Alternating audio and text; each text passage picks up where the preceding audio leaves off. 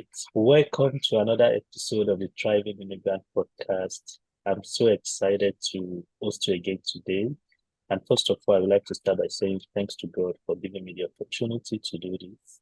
And I've got an amazing individual on the show. She is my friend from way back, even though she didn't know she was my friend way back. And I'm excited. I've seen what she's doing online. She's been helping people, giving tips about career and helping people to transition into the tech industry. She's a scrum master. She's everything in that agile world. And I'm happy that I have Ayo on the call, or aka Tips and Joy. If you've been following her on Instagram or if you've been active on Instagram, you must have come across some of her posts about educating people and giving career tips. So welcome, Ayo, to the Thriving Immigrant Podcast. I'm so excited to have you. Hello. Yeah, happy to be here too. Happy that I got the invitation. So thank you too. Yeah. All right. Thank you. So let's just go straight to it. Can you Okay. share a little bit about your immigration journey? Okay. Like Paul mentioned, my name is Ayo, and I immigrated or left Nigeria to the US in 2015. Left as a student to the United States to study petroleum engineering at the Colorado School of Mines. And I started in the US and, things were going really well. I think I shared a little of my story on my page as well. So things were going really well at that time. First of all, when I went, I only paid for my first semester fees. That was the only thing that that was going to be paid for. In my head, when I get there, I would just go and hustle and pay the rest. So when I got there and I was pregnant, then I knew that hustling to pay the rest was not was not going to happen. So I started thinking of other things, and one way I actually got sponsored by my department for the rest of my stay during my course of study, which was miraculous. Yeah, so that was how I was able to sustain that living. And when I finished as well, I stayed there for a while, and then we got the opportunity to move to Canada as permanent residents because it was taking a long time to become permanent residents in the US. So when we got the opportunity, it was at the right time because things started to get frustrating in terms of the immigration process. So we just thought we would try it out. And we tried it, we got it, and we've just had a fantastic stay so far. So it's been really good moving to Canada. I'm enjoying myself, learning a lot, and all this journey. I just wrapped it up in like a few minutes, but so many things happened in between. And that's why I actually started Tips and Joy, because I learned so much on the journey. Yeah, so that's it. Yeah. Right. So thank you for sharing. Looks like you've been out of Nigeria for quite a while. Like Yeah. 2015 to now is almost a decade, right? Yeah, exactly. So when did you move to Canada actually? So I moved to Canada in 2020. That's when I moved to Canada. So I Okay. spent about 5 years I spent like 3 years for my master's, and then I stayed there for like one and a half year, more than, yeah, 1.5 years back in the US after my master's degree, because my husband was still in school. I had not finished yet. Then we moved to Canada together. The end of 2020, let's just say 2021, really. Yeah. Okay. So I think I can say welcome to Canada. Yeah, thank you. Right. But you've been doing an amazing job online. It looks like you've been in Canada for a longer time, looking at the Mhm. kind of content you've been posting and how you've been educating the community. Now, I'm kind of curious in your story because you spent 5 years in the US, so you've lived on both sides. Not Yeah, even both sides. You've lived in Nigeria, you've lived in US, you've true. lived in Canada. Yeah. Now, do you have any unique experiences or can you compare your life as an immigrant in US and as an immigrant in Canada? Honestly, I won't say I can compare because living as a PR in the US is totally different from living as a student. And is as bad as, I think myself and my husband were just talking about it. We wanted to buy a car that was because we had a car that had given us so many issues. So we're like, we're just going to go for a new one in the US. And then there was a discount, like it was 0% then. This is at 2016 to buy a new car. That was the promotion in Toyota. But when we went there as students, and for some unfortunate reason, they realized we were students. They told us that they're not going to give us 0%. They're going to give us 1.5% or something, just because of that visa that they saw there, because it says, oh, it has an expiry. It means after this time, you can be asked to leave the country. So we're not certain of this. So I would say that living in the US, so I can't really compare because I moved here as a permanent resident. I've been able to do anything that I like. In the US, I wasn't able to do anything I like. Even as a student, like in the US as a student, you can't, when you study a degree, you have to do something directly tied to that degree you study. So I studied petroleum engineering for my master's, and I got a job as a business analyst in a financial organization. They had nothing to do with oil. And I got to that stage where the lawyers told me when it's time to file like the main H1B and all of that, they might not have enough evidence because this company does not really do anything related to petroleum engineering. So that's how I just lost that, because you have to do something directly tied to the course of study, which is different here in Canada for students. So I can't really compare, but I know, like, I mean, for some of my friends that eventually became like green card holders in the US, the life is different. I mean, they always tell you like when you cross over, it's just different. Things are easier. So I would imagine it's the same kind of life I'm living here in Canada, right? That I would have lived there if I was a green card holder in the US. But even aside that, we even know that the life will have been different because there's some things that are just different. There's some benefits that even as students that we thought, oh, we were restricted, we were still enjoying them in the US, and we're not able to do some things like that here in Canada. So I mean, I love both countries, and I really like Canada because I mean they gave me an opportunity when I was a bit confused about what to do. But I would say that, yeah, living in the US, you know, so many things, cost of living and all of that is just better, to be honest. Yeah. Right. So, okay, I understand you don't have an apple to apple comparison. Like Yeah, if if you were maybe international students in Canada, maybe you would have had exactly. right. But okay, that's good to know. So I will just take you back. If you had Okay. the opportunity back to Nigeria, you had these two opportunities It is. to move to US as at 2015 and to come to Canada.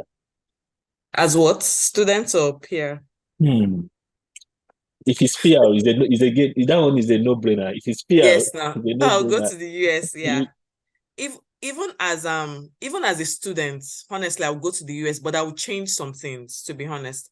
I might not, the thing about US is, and because of the course I studied, I wanted to go to like the best schools. So it was at that time and that thinking, because things have really changed, honestly. I won't be thinking the way I'm thinking now because of tech and how tech has just disrupted everything. But at that point in time, maybe I will have gone to Texas, because location really matters when you're immigrating. The only school that I got accepted to was Colorado School of Mines, was one of the best 3 petroleum engineering schools at that point in time. It's in Colorado. I guess there are Nigerians there, but there are not so many. You know, like in Texas, Texas, even Maryland. the non-Nigerians, they understand how we operate. So people will not ask me questions like, oh, so how do you what's the work permit? What's H1B? You know, people are not so confused about that because they've seen so many Nigerians Right, go through the process. Even employers are not so, because I mean, if you go to like a company in Colorado, most of them, you have to explain the process to them, and that's stressful for them when they can just go ahead and hire someone that doesn't need all the explanation. right. Yeah, so I would say I would still choose the US, and you know, probably change location. But all in all, I'm grateful for the opportunity, because I would say that period of time really, it helped me to do some personal reflection myself. Mm. And it was a learning process. All these things I share on Tips and Joy is part of, I won't have, honestly, I won't have known all of these things if I didn't go through all of that. And I mean, there's so many things I've learned personally for myself and personally for, you know, to share with other people. There's so many ways God has used me as well, because I feel like God is using my experience to share with other people, and people are gaining, right? They're able to, even if it's not like everything, you're gaining 1 or 2 things, even if it's just confidence, even if it's inspiration. So I'm happy that I can be used in that manner. So I'm grateful for all of it. It wasn't funny. It wasn't easy. A lot of crying here and there, but yeah, super thankful. Yeah, that's an emotional one, and I'm really grateful for what you are doing. And I would say truly you are doing the Lord's work because there's a lot that you share on your page that has really been helping people, even people that are just in that process of deciding, should I come, should I not Mhm, come? Because mhm, people that came to, for example, for people that came to Canada maybe 5, let me say 10 years ago, they mhm. didn't have the opportunity to Exactly. information. They didn't have access to information like we do now. And thanks Yes, to Tunde Tash, who started sharing exactly. things. I remember when I was planning to move to Canada, I don't know how I got to see his tweets and I started following him. He gave me a Mhm. lot of Yeah, information. information, and that information really guided. And I Yeah. think somehow it has also inspired me to share some of the financial tips I share. Exactly. Yeah, exactly. And even Tuneta has also said like people that came earlier. I know people feel I know that everybody's struggle is different. People that came like recently, they feel like, oh, it's been tough, it's been this. But I always tell people it was tougher. Yeah, Like all this information you get, there was no tech. Many people had to go to school even if they didn't really want to. And even after coming out of school, it wasn't a guarantee for anything. Now people just come and you just get a job, which is amazing. I mean, it's great. But yeah, I'm just saying that back in those days, there was not as much information as there is now. Even if I were going to do it again, I go to the US. There's so many things I've heard now that I could have even done that. Maybe I didn't even have to come to Canada, safe. So, yeah, it's just things have changed. true. So special shout out to Tunde Tash. Yes, so shout Okay, out to Sunday Tash, yeah. so currently you offer coaching services for people who are trying to transition into the tech industry. And I love Yes. that you mentioned that you are doing the Lord's work, which is amazing. Because when you move to a new country, I remember when I was coming to Canada on that plane, it was my wife that was taking pictures, that was smiling.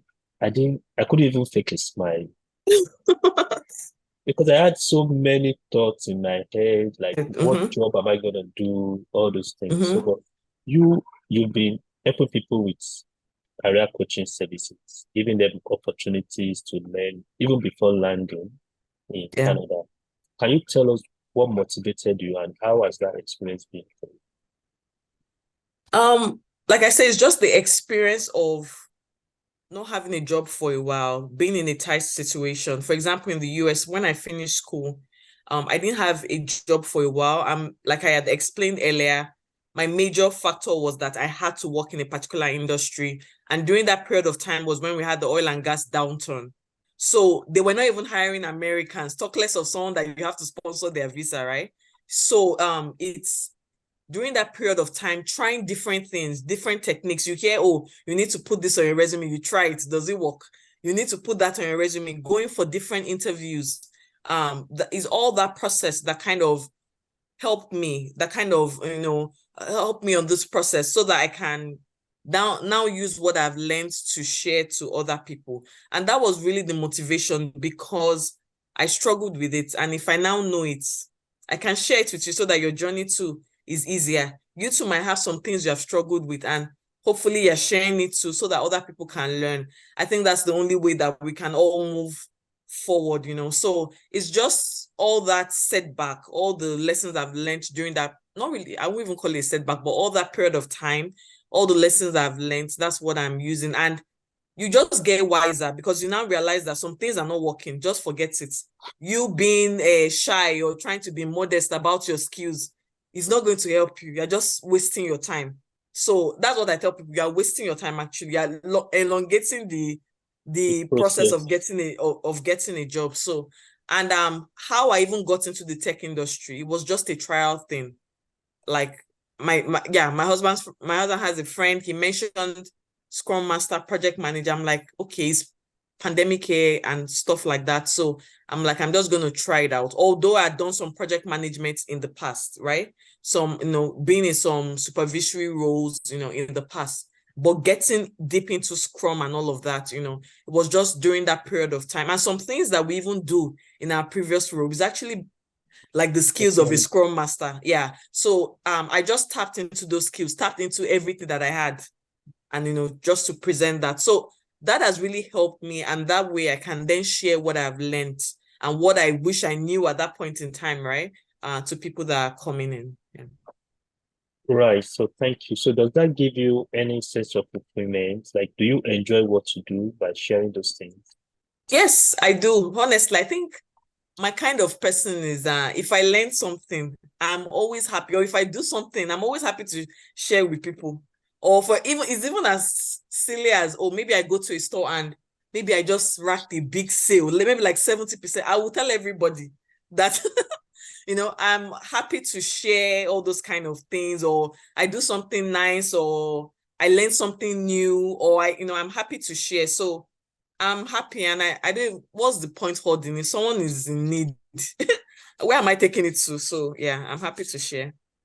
Right. Okay. Thank you for And it's sharing. always good. Another thing is always good when everybody around you is moving forward. The gist is sweeter. You're not hiding any gist. Everybody is free, comfortable. So I like Yeah, it. I like it. Yeah. I agree with you. And I think it also helps to keep the money in the community. Exactly. That's another way to say, yeah. Yeah, and it also protects your own income as well, because what's True. the point of you making so much and every other person around you is making so little? Little, exactly. Yeah, so thank you for what you do.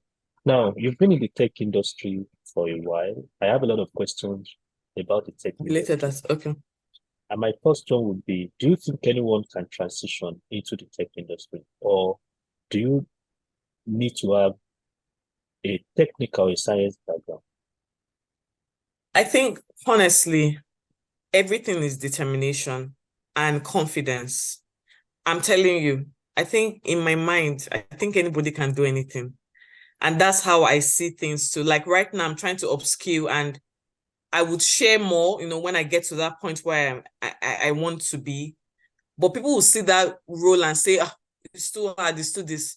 Personally, I think anybody can do anything. So far, it's only if you have a phobia, for example, maybe, oh, like me now, I'm scared of blood, or, seeing people dying around. So maybe I will say, oh, I don't want to be a doctor or work in that line. Now, okay, besides those things, in terms of doing, or if it was just being a nurse in an office, I believe anybody can do anything. So in terms of the discipline or the role, that you do not have to have a technical background. In fact, many people that transition to tech in that post-pandemic era, as if you check them, some of them were gym instructors, some of them were, is the truth, some of them were physical education and teachers. You will see teachers, you will see people that have transitioned into tech.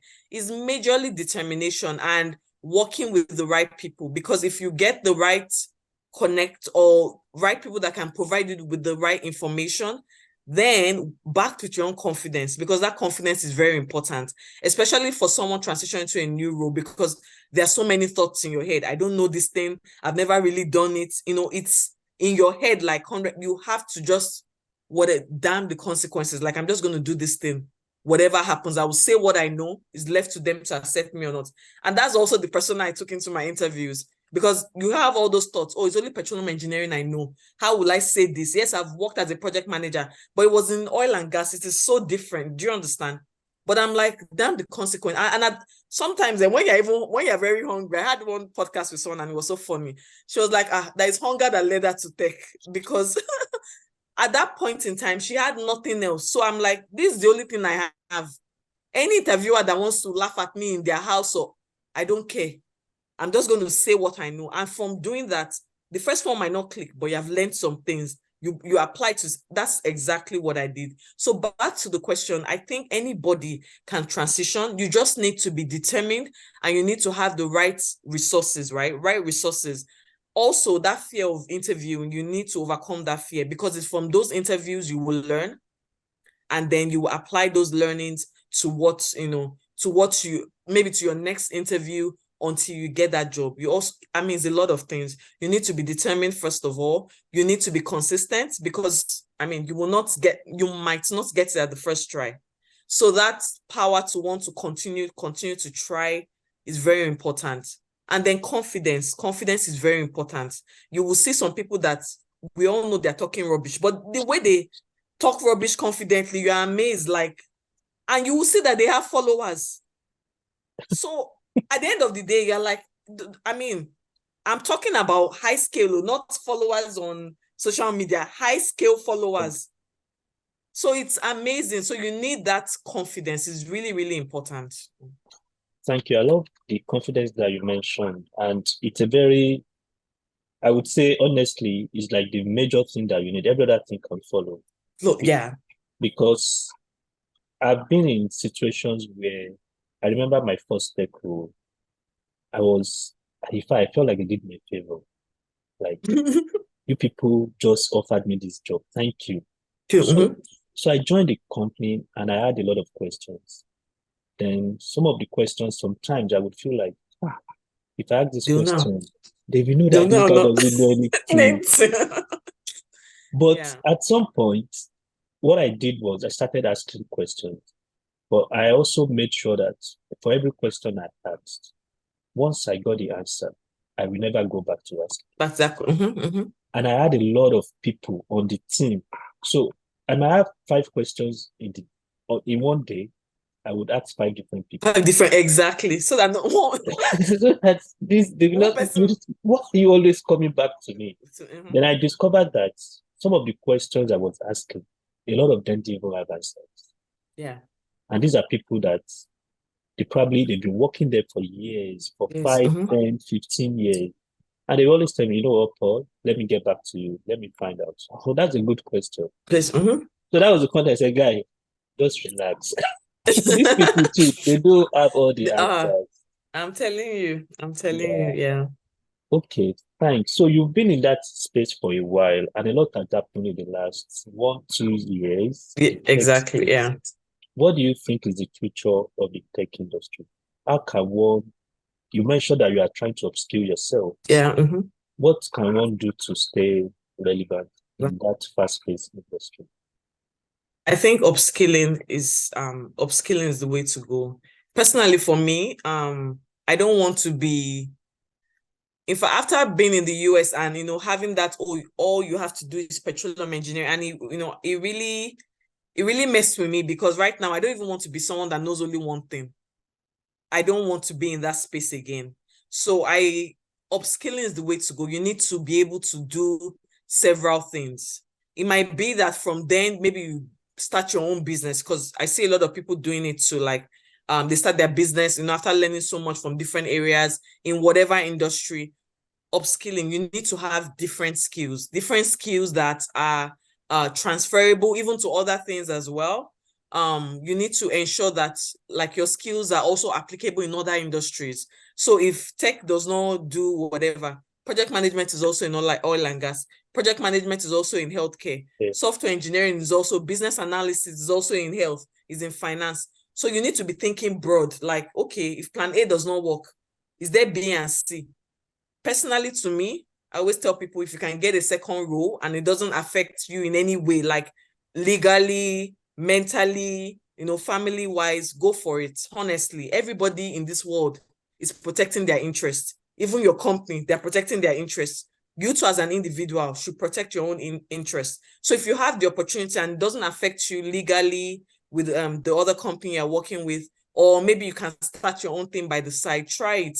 Personally, for me too, I'm trying to upskill, trying to get into several other things so that I have, a wide range of skills that I can apply in different areas. So I know things are changing and times are changing. Nowadays, before people say, oh, I want to work in dream company, Google, Facebook and all of that. One of my friends will tell me that there's nothing like dream company, because in that dream company, it's the same human beings that annoy you in your small company. Some of them might have entered those dream companies as well. The thing about, and I don't know, maybe it's just as you grow older, because now, even as you grow older, yes, I would love to work in like a big, well-known company, but I'm also protecting my interests. If it's this a medium-sized company that I see that everybody is behaving correct, right?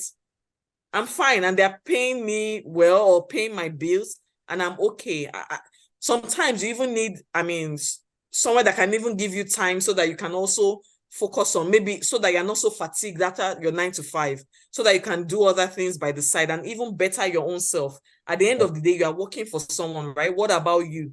What are you doing for yourself too? Yeah. So I believe things are changing and times are changing, and I'm not so phased because I'm coming from the petroleum engineering industry. It's normal. There's a cycle. Things are up. Everybody's hiring everybody. Next 5 years is normal. It has been happening since time memorial, that up and down and stuff. So I'm used to it, and it happens in almost every industry. So I think it's just to upskill, ensure that you can be attractive to several opportunities and not just be too streamlined. Yeah. Right. I love all the points you raised, and it makes sense. Like diversify your skills, Yeah. stay relevant, and I love all those points that you raised. And to be honest, you mentioned something that's about two jobs or not. I know that might be controversial, but I think you're spot on because you just have to look out for yourself first. I've seen very smart people, and you have seen very intelligent people that have been out of job and they've been looking for something to do, but they've not found. As in people that I respect, smart people. And sometimes they feel like, and I had other opportunities, I had other things I could have done. Yeah. And when it comes to layoff, it's not always your fault. These layoffs, most of the time is not, especially this last, is not. It's just like a whole department. Can you tell me not one person in that whole department was good? Was good? That's not true. That's not true at all. And that's why you start to reflect, like, at the end of the day, yes, do your work. I'm an advocate for that. If you're employed in a company, do what you're meant to do. They are paying you for it. Do what you're supposed to do and do it well. But also think about yourself, because with what's happening, they're not really thinking about you, right? It's a business decision. Right. So yeah, there are no hard feelings. It's a business decision. So be making personal decisions on your own life too. Exactly. Yeah? Exactly. I love that point because really, if you were a CEO and you look into the organization and you see that the organization is not going towards where it's meant to go to, you have to make some decisions. True. And if you're going to lay anybody off, well, you have to protect your own job first and protect the company. Exactly. I think as a CEO, the biggest, I think there are three people that you must satisfy. The first one are the stakeholders. So who are the stakeholders of the company? What do they want? So if they don't want it this way, you have to obey and you have to protect your own job too, because that's your career. Exactly. Yeah, so no hard feelings. Sorry to those that have lost their job, but don't be caught off guard. Yeah.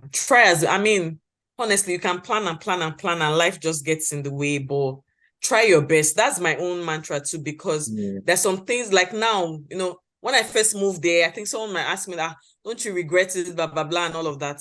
I tried my best. I gave it my all, honestly. I can't even say the things I've done just to ensure that I stayed and all of that. But now I don't regret it. I'm fully enjoying Canada. I have little regrets or even no regrets, to be honest, because when you give something your all, right, that's the best you can do. Will you kill yourself? No, you can't. So that way it's even easier for you to move forward, because even when you try to say, oh, maybe I regret this, but then you remember, but this is what I did also, and it didn't work. So try your best and, hope for the best. Yeah. And pray to God for direction. Yeah, exactly. Right. So are you accepting new clients, and how can people contact you? That's okay. Yeah, I'm always accepting new clients. So I'm on Instagram as Tips and Joy, TIPSANDJOY, and also on LinkedIn as Tips and Joy as well. And if you check the link in my bio, you will see all the services that I render. I also answer questions. Straight to the point, concise questions via my DMs. And I'm trying my best to, put out as much as I can based on what I know. Like just what I believe everybody should be doing. If you hear anything from anyone, you try to pick the one that will work for you and apply it, right? So that's what I, advise people. I might share a sample resume, pick the lines that work for you and then go with it, right? Not everything will be your cup of tea, right? So pick what works for you and move with it. So on my page, I share so many tips, and some might apply to your situation at that point in time. Some might not. It might be later. So pick what works for you and move with it. Yeah. Thank you. Thank you. I think I saved like three of your posts. Like at that point, Just I needed those particular posts. So that I was saved them and I shared with someone that was in that position too, or in that mhm. situation. So thank you. I love your name, Tips and Joy. Makes Good. sense. Straightforward. Yeah. Thank you so much, Ayo, for joining me today on the Thriving Immigrant podcast. You are And doing an thank you. amazing work. Yeah. And you are Thank you. a You're also thriving doing well. immigrant. Yeah. Okay. I said you are a thriving immigrant. Thank you, thank you, thank you. And thank you so much for doing this. It's always good to hear people's stories and get motivated by it. And you're doing a phenomenal job. Even, I mean, all your money tips, your financial tips. Honestly, when we're reading this, we have to read it line by line to fully understand. And it's really a gap that you're, feeling, right? Because many of us don't have all this money education, to be honest. Yeah, so it's really, really good. And thank you for all you do. Thank you. Thank you too. All right. On All this right. note, I want to say bye, everyone. See you again and stay thriving. Bye. All right. Bye. Yeah.